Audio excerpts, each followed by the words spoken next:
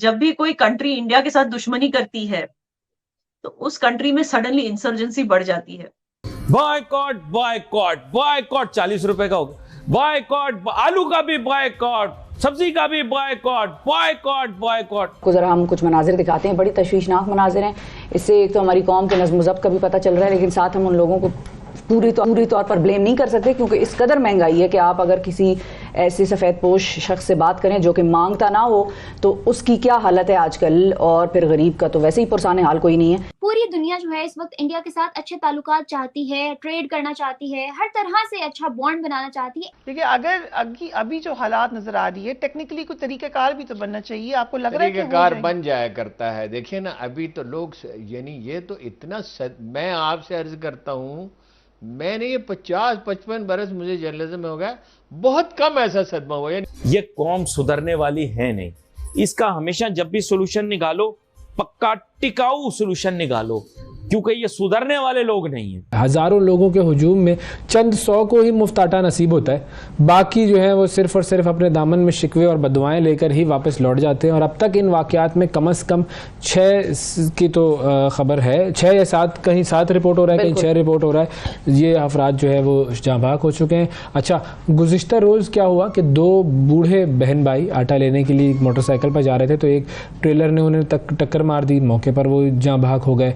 फिर भक्कर में 66 साला इलाही बख्श साहब ये कतार में खड़े थे, गिरे और दम तोड़ गए।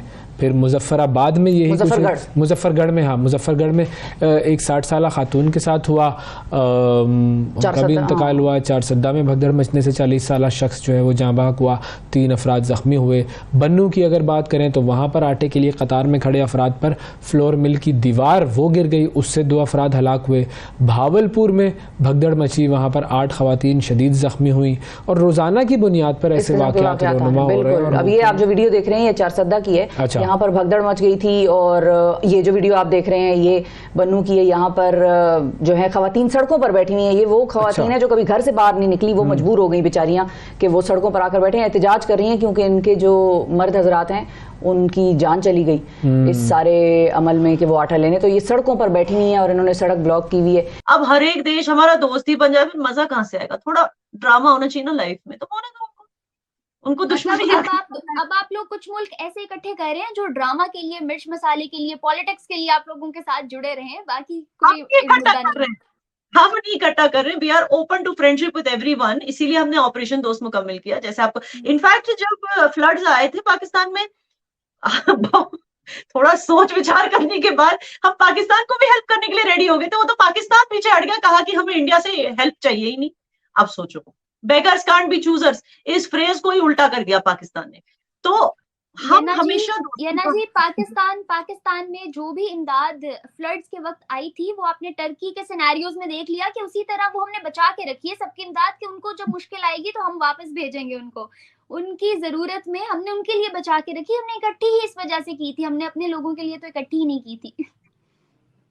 Very kind of you.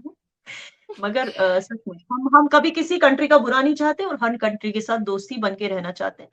लेकिन अगर उनको प्रॉब्लम है हमसे, तो अब हम क्यों अपना टाइम वेस्ट करें ये समझने के लिए कि उनको हमसे क्या प्रॉब्लम। जिनको प्रॉब्लम है वही इस चीज को जस्टिफाई करें कि भाई आपको प्रॉब्लम क्यों है। कल की वीडियो है, बड़ी अफसोसनाक वीडियो है कि लोग ट्रक के ऊपर चढ़ गए और उसमें भी जाहिर है कितने लोग कुछले गए होंगे, बच तो गए, लेकिन ये कि इसी तरह मुताबिक ये एक चीज, एक ट्वीट मैंने देखी, पाकिस्तान के मशहूर एंकर और एक्टर जो हैं शफात अली, उनकी बड़ी एक इंटरेस्टिंग ट्वीट थी। उन्होंने ये लिखा कि जब बिजली के बिल लोगों के घरों पे पहुंचे तो ये आटा डायरेक्टली क्यों नहीं पहुंच सकता उन लोगों के घरों पर जिनको ज़रूरत है। आपके पास सारा मैकेनिज्म है, सब कुछ है, वो डायरेक्ट पहुंच जाए, बजाय इसके कि इन लोगों को आप ख्वार करें और ख्वार करें, उनको प्रोवोक एक तरह से वो हो जाते हैं ना। जाहिर है किसी को पता है कि भाई हमारे घर में राशन नहीं आ रहा है, मुफ्त आटा एक जगह तकसीम हो रहा है, चलो दौड़ो ले जाएंगे। बिल्कुल हालात ऐसे, एक खानदान के कितने कितने लोग भी पहुंच जाएंगे। बेनजीर इनकम सपोर्ट प्रोग्राम का इतना डेटा है और बाकायदा तरीके से वहां पर आप दुकान पे जाते हैं, आप वो कैश जो है उनसे हासिल कर लेते हैं, तो कुछ लोगों के बैंक्स में आ जाती है वो रकम। तो कोई मैकेनिज्म हो सकता था, खामखा बड़ी ये रिस्क अब हम ले रहे हैं, लोगों की जानों को दाव पे लगा रहे हैं। और एक साहब को किसी ने वो थप्पड़ भी मारा था, वो कुछ मामला था? बिल्कुल बिल्कुल, वो बन्नू की वो क्या वीडियो है? वो अगर वीडियो है तो वो भी जरा दिखाएं कि वहां पर किसी बुजुर्ग को थप्पड़ मार दिया, वो क्या था? वो भी एक वीडियो थी कि वो भी ज़ाहिर है लेने आगे जा रहे होंगे या लाइन में नहीं खड़े हो रहे होंगे या कुछ होगा, तो एक पुलिस वाले ने उनको बन्नू में थप्पड़ मार दिया। और ये इस किस्म के वाकयात हो रहे हैं कि बदमज़गी भी फैल रही है, लोग मतलब वो ये देखें ये थप्पड़ की वीडियो, अब ये देखें गिरबान से पकड़ के उनको अब वो तजलील एक तरह से जो है ना वो एक हो रही है। अच्छा वाकया क्या था ये नहीं, लेकिन फिर भी ये इस तरीके से डील करना, लोगों से थप्पड़ मारना, और पता है हम सबको कि ये लोग किस हालत में आए हुए हैं, किसी को शौक नहीं होता कि वो आटे की लाइनों में लगा हुआ हो। अच्छा फिर उसमें एक और चीज भी होती है, ज़ाहिर है सफेद पोश लोग होते हैं। अब अगर मैं इस हाल में हूँ, पीछे बैठे भी होंगे, आगे भी नहीं जाएंगे। मैं ये सोच रहा हूँ कि अगर मैं मिसाल के तौर पर इस हाल में हूँ कि मुझे आटे की जरूरत है खुदा ना खास्ता, और मैं गया हूँ आटा लेने के लिए, तो उस लाइन में खड़ा हूँ, और अगर मेरा रिश्तेदार वहां पर कोई होगा, वो भी इसी जरूरत के तहत आया होगा, तो हम नजरें क्या आपस में मिल सकेंगी या नहीं?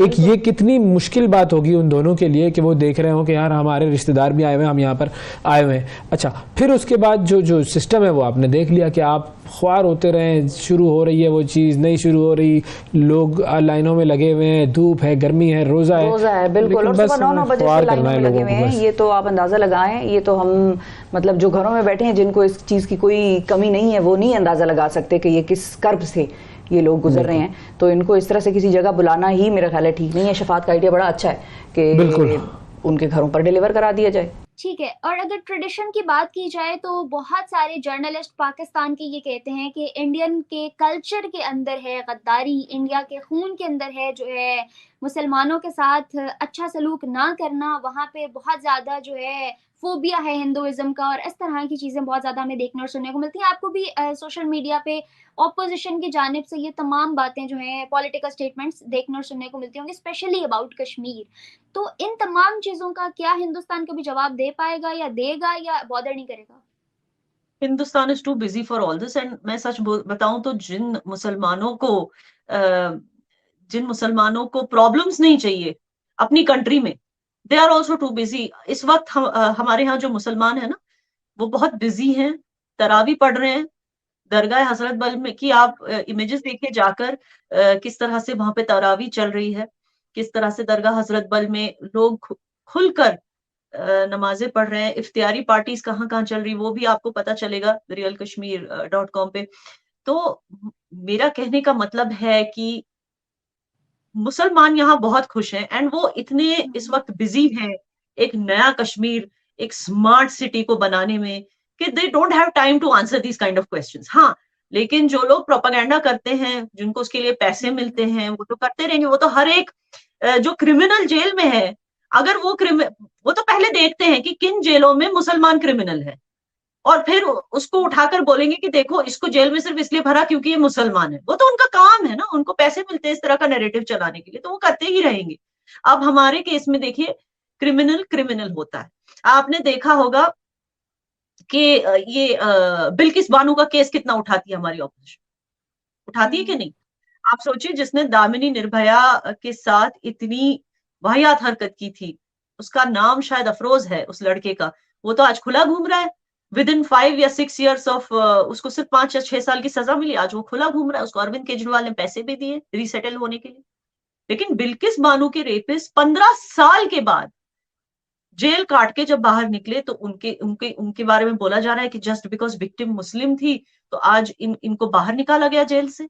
मैं ये नहीं कह रही किसी भी औरत के साथ अजमत रेजी करने वाला दरिंदा ही होता है, चाहे वो हिंदू हो या मुस्लिम। मैं कह रही हूँ कि आप प्रोपेगेंडा देखो किस तरह से किया जाता है। जो लोग ये प्रोपेगेंडा कर रहे हैं, उनको क्राइम से मतलब नहीं है, उनको सिर्फ क्रिमिनल